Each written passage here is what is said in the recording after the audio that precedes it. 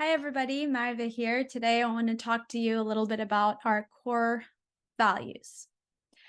So, our core values are like a compass in that they guide us, especially when times are tough, when we're kind of feeling a little bit down or maybe lost. Maybe we might be feeling a bit overwhelmed. They also guide us through change. So when we're about to make a big change in our personal lives or professional lives, it's really good to connect to our core values and revisit our core values and maybe use our core values as an assessment maybe system as well against what it is that we're looking to change and to move towards.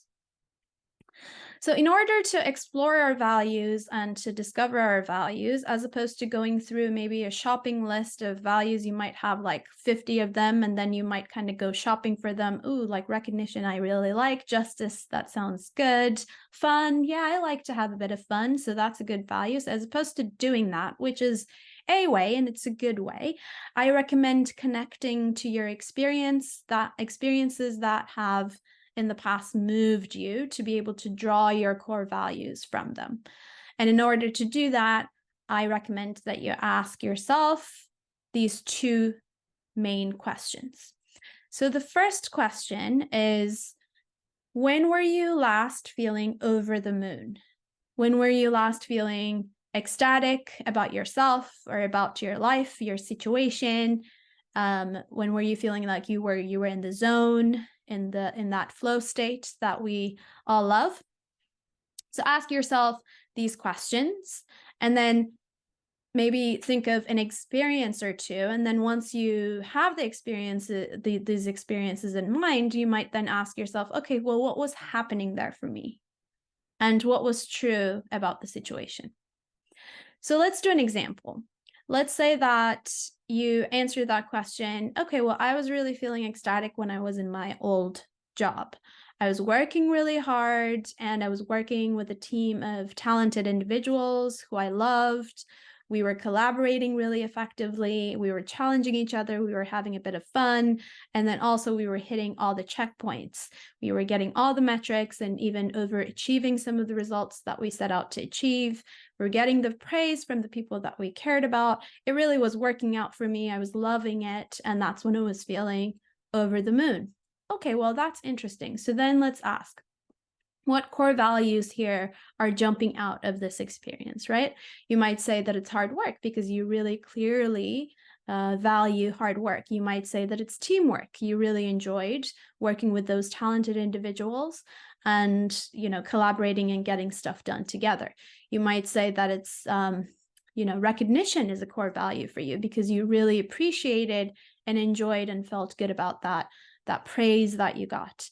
You might also say that that sense of achievement, that sense of success is really important to you and you feel really strongly about it because you were achieving the results and you were hitting the marks and that was really working out for you, right? So these are potentially your core values.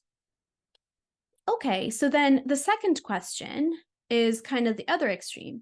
When were you feeling the most pissed off or frustrated or flustered? When was the last time you felt that way, maybe? And think of an example or two again, and then ask yourself, okay, well, what was happening there? And what was true about the situation? Let's give an example. Let's say that you answer that question by saying, okay, well, the other day, I was really, really pissed off when I saw a man on the street who didn't clean up after his dog who went to the bathroom on the street. That really, really annoyed me. And I kind of felt shaken by that the whole day, right? Not that anybody likes something like that, but if that's kind of the first thing that popped into your head and then it kind of impacted you the whole day, right? Like you were kind of taken aback and shaken by that the whole day, then you clearly feel very strongly about that. So then what does that say about your core values? Your core value then might be that, social responsibility, for example. We all need to pick up after ourselves and after our, dogs and our children, etc. Right? It might be that respect for your community because we all live in a community and that really rubbed you off the wrong way when this man didn't respect the community. Okay, so now let's say you have your top 3, top 5, top 10 values. Where do you go from here? You might ask yourself, okay, well, how am I honoring these values at the moment? I have these 5, 6 things that I'm doing. They might be tasks, they might be projects, they might be my responsibilities.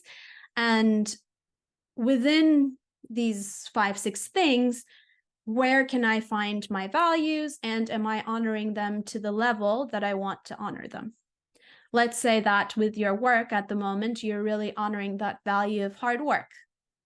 But fun is also a value for you, and that's really not being honored at the moment. So can you add something to that list, or can you find that sense of enjoyment and joy and fun within the 5, 6 things that you're doing? Conversely, if none of these things are giving you fun, that level of fun that you need, and the hard work that you thrive on, and the recognition and whatever else your values are, okay, well, maybe that's a reason to eliminate them from your life, right? So it's also kind of like a prioritization matrix or scorecard of sorts. So you use it for prioritization, you use it for deprioritization, you use it also for kind of like to organize and shuffle things around. And you use it also like as a map to say like, okay, well, here are the values that are being honored. Here are the values that really are not being served or honored. So what am I going to do? What am I going to add? Or what am I going to change? Let's say that you are at a crossroads and you're going to have a change. An example could be you're going to go for a new role, and recognition is a value. So then you might ask, okay, is this new role, is this new team, is this new, let's say like boss or manager, will they give me that sense of recognition, or will they nourish and feed into my value of recognition, which is what I need and what I thrive on? If the answer is yes, excellent, go for it, pursue it. If the answer is no, then that might again be grounds for you to eliminate and deprioritize that role. So it becomes that a bit of a decision-making mechanism as well. So these are some of the very useful and fundamental uses of our core value ecosystem. With this exercise, you get to know yourself better, and then you also kind of use it as a foundation to be able to reshuffle your life a little bit, your responsibilities a little bit, keep yourself in check, keep yourself accountable, and then also to be able to like make decisions for that progress or that change that that you are about to embark on. That's why I really like this exercise. I like doing it for myself and revisiting my values often and frequently. And I also really like doing this exercise with my coachees. It's nice because also like, I ask these questions to them, and then there's always like something that kind of pops up that they either didn't know about themselves or maybe knew, but kind of never had like articulated or something like that. So it's also like you get those magical aha moments and realizations, which is really, fulfilling and kind of gives you joy as well. So I recommend it to everybody.